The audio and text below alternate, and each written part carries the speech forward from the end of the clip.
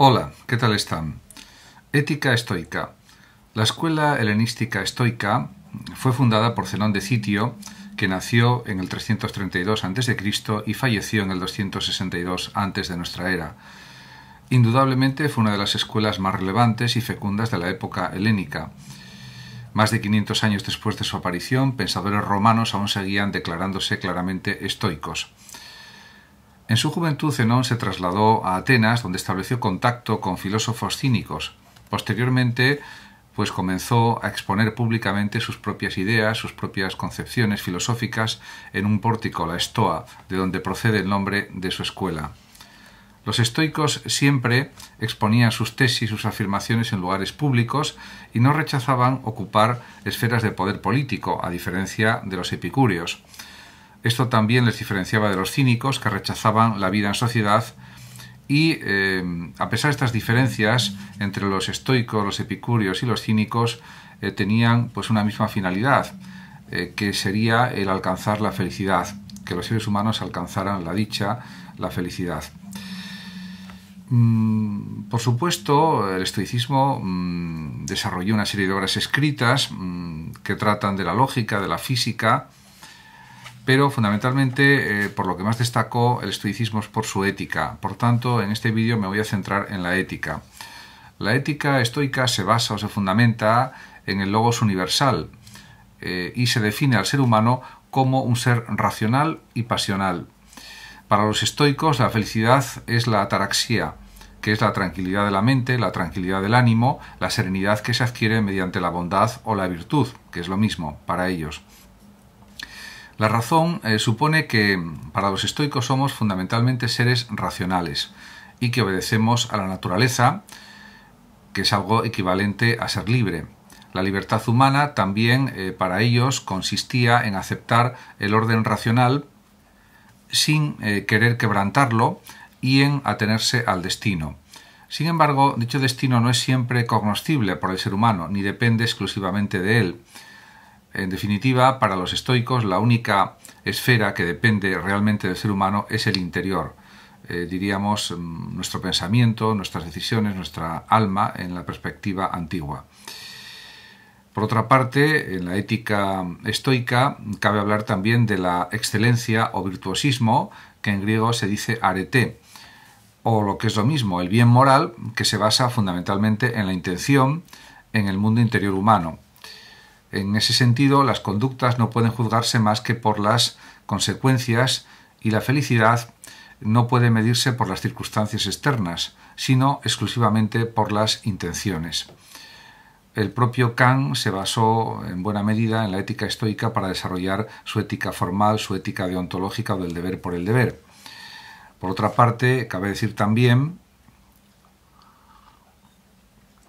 que la ética estoica se aproxima, por esta razón, también al pensamiento socrático y platónico, y se aleja, por supuesto, de las afirmaciones aristotélicas o de los presupuestos aristotélicos, según los cuales la felicidad dependía también de la fama, el éxito o las riquezas. Aunque, por supuesto, esto también es matizable porque Aristóteles a veces matiza estas consideraciones acerca de la fama, el éxito o las riquezas, y en alguno de sus escritos se muestra contrario a ello. Los estoicos, por el contrario, consideran que el virtuosismo, excelencia y las buenas intenciones, podemos decir que son el único criterio para llegar a ser feliz. Es una felicidad interior, porque es lo que depende realmente de uno mismo.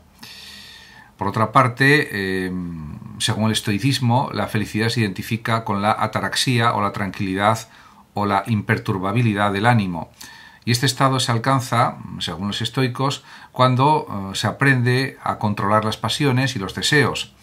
Hay que comportarse según los dictados de la razón, según el estoicismo, y hay que asumir las limitaciones de la vida. No siempre se alcanzarán los fines que uno espera, porque interviene el azar, las contingencias, etc., y porque estos fines dependen del logos del universo, de la razón universal. En ese sentido, según el estoicismo, cuando el ser humano deja de conducirse según la razón y lo hace según las pasiones, sentimientos de dolor, de temor, de placer o de deseo, se desvía del orden natural y se pierde el control de uno mismo y se deja de ser libre y feliz. En este sentido, yo creo que los estoicos exageran las cosas porque, si bien es cierto que un cierto autocontrol en la vida siempre es positivo, ese autocontrol no debe ser excesivo, dejando libertad al individuo para cambiar sus criterios, cambiar sus deseos y modificar su vida según pues, sus planteamientos personales.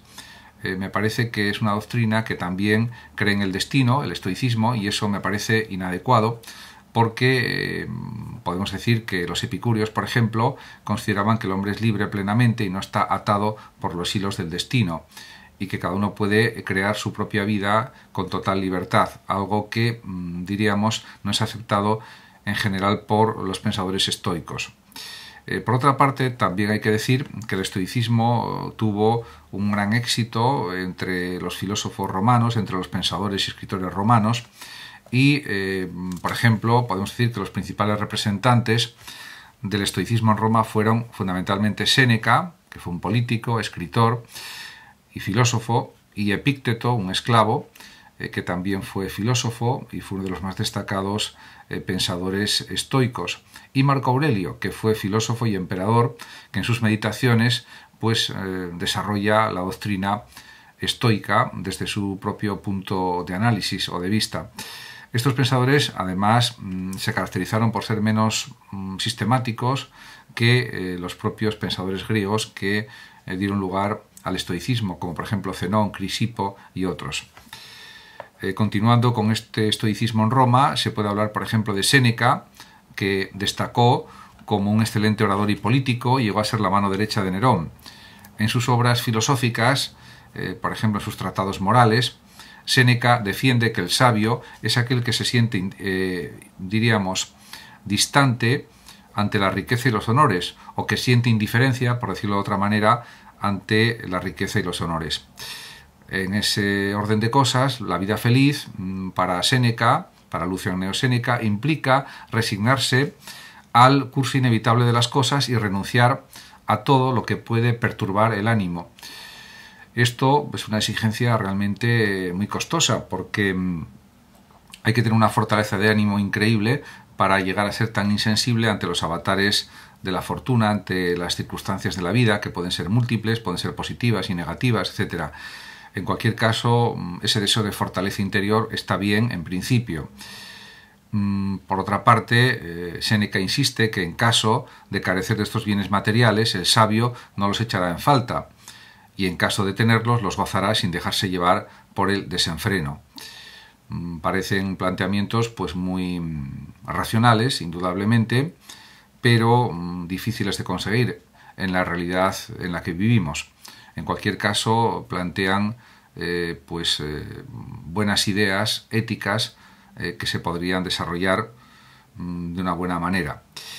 Para Séneca, por otra parte, también todos los seres humanos son iguales y no hay diferencias esenciales entre esclavos y libres, algo que le honra porque la esclavitud seguía existiendo en Roma con mucha fuerza y él se atrevió a decir este tipo de cosas.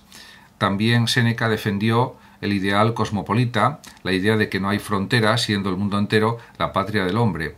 Ese cosmopolitismo, por supuesto, es una idea fundamental en la historia de la filosofía y que luego fue desarrollada por otros pensadores a lo largo de la historia. En cuanto a Epícteto, decir que este pensador defiende que para poder alcanzar la felicidad o el bienestar en la vida es fundamental aprender a distinguir entre lo que depende de uno mismo y lo que no depende de uno mismo. En ese sentido, la riqueza, la fama o la salud son ejemplos de estados que no dependen de uno mismo, pues se puede pasar de la riqueza a la pobreza o de la salud a la enfermedad con una extraordinaria facilidad. Y en ese sentido, si la felicidad de una persona se encuentra dentro de aquello que podemos decir que no depende de ella misma, jamás podrá alcanzarla. Por lo tanto, la felicidad tiene que ser interior, según Epícteto, y por lo tanto plantea una ética de resistencia, una ética de fortaleza interna y, en definitiva, desprenderse de las circunstancias externas de alguna manera o ser insensible ante ellas, podemos decir, para ser más exactos, y lo único que depende de uno mismo son los propios pensamientos, y eso para Epícteto es lo más importante. Si tenemos buenos pensamientos, pensamientos positivos, coherentes, racionales, viviremos mucho mejor. Y hay que aprender, según Epicteto, a ser indiferente respecto a todo lo demás. En cuanto al emperador Marco Aurelio, que escribió su famoso libro Meditaciones, pues cabe decir que estuvo siempre preocupado por no perder su humanidad debido a su condición de emperador. Para este pensador, que probablemente fue asesinado por medio de un envenenamiento, diríamos que dirigido por o provocado por su hijo Cómodo, pues para este pensador la vida es breve, es pasajera, es efímera, y hay que vivirla amando a los demás y evitando el odio.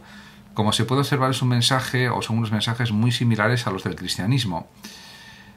Aunque, por supuesto, él no estaba de acuerdo con el cristianismo como emperador, pero sí coincide en distintas ideas estoicas con los planteamientos cristianos.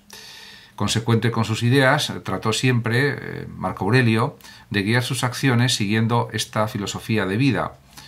También Marco Aurelio mantuvo que no hay que dejarse llevar por las apariencias, pues en el manjar más exquisito, por ejemplo, no hay más que un animal cadáver.